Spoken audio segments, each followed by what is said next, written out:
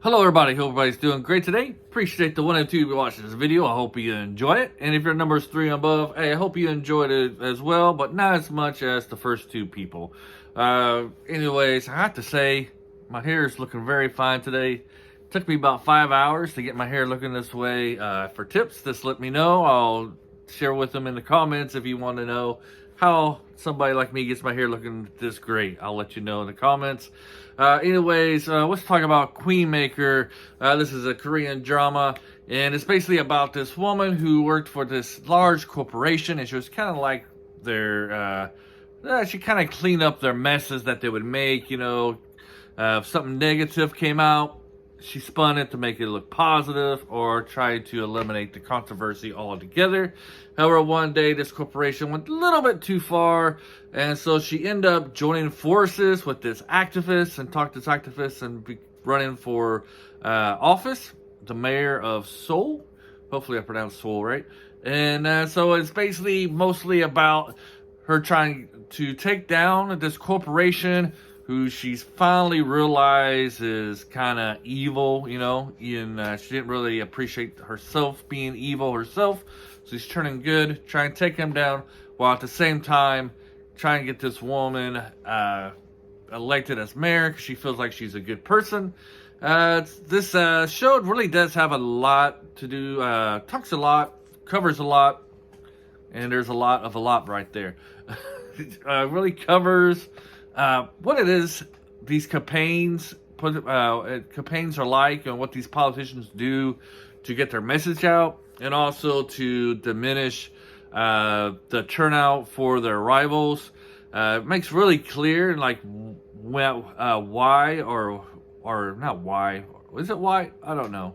But why we get certain information at the time we do. For example, this is the year 2023. Year 2022, we had those big old show trials on about January 6th last year. Happens to be just around the time, just before the elections for House of Representatives and Senator, national elections. We have this thing called January 6th, to diminish the public support for the Republican Party. This show covers examples like that, why we get information at certain times and why it's important and why the politicians do that. I mean, it's clearly obvious.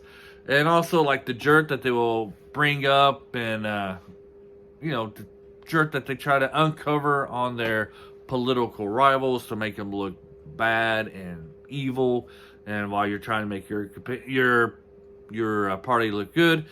Some of the behind the scene deals that these politicians make within their own party to so they can become the elected person for this man, I'm really stumbling here, but I'm going to continue. I'm going to fight on. Please fight on with me.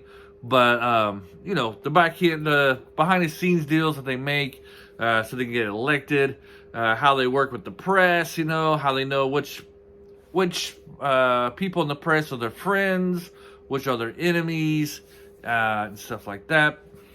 And so you really get to see kind of like the behind the scenes stuff with politics. I'm sure all of this is kind of amped up to like the 100-fold. You gotta make it more interesting, more drama. But a lot of it is probably pretty hits the mark pretty close, I would assume. So if you like these kind of shows that are like political, this is a show for you. I enjoy it. I like political shows and kind of shows the strategy and stuff like this. But man, this show really has some like really evil characters, especially on the corporation side, like the guru they get to hire, the mastermind behind this guy's campaign. He's a real piece of work. There's nothing too low for him to do. Even if it goes to killing family members of the other person's of his rivals, it's not beneath him whatsoever. We see how corrupt the that corporation is. Already covered that basically.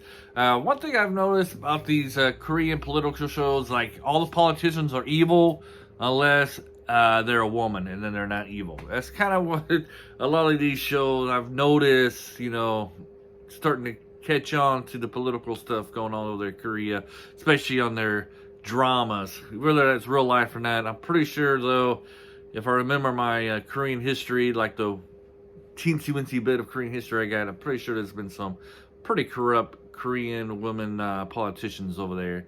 But, you know, so far in drama land, most of the Korean women politicians are good and sweet and are always really good people. Personally, you know, them covering this, I probably wouldn't vote for neither one of these people. On a personal, the guy is way too corrupt. The girl, the woman, a little bit too much government for my taste. Not really big on big government myself. Less government, the better, if you know what I mean. Anyways, so I would recommend this, especially if you're into. It's really well written. The characters, you get your characters that you hate, you get your characters that you like, you know, that you root for. They're really well written, rounded characters. I always say though, I mean, the villains are like pure villain. There's like no redeeming quality from them whatsoever. But I do kind of enjoy, because he does give you a little bit of an insight of what goes on in a campaign.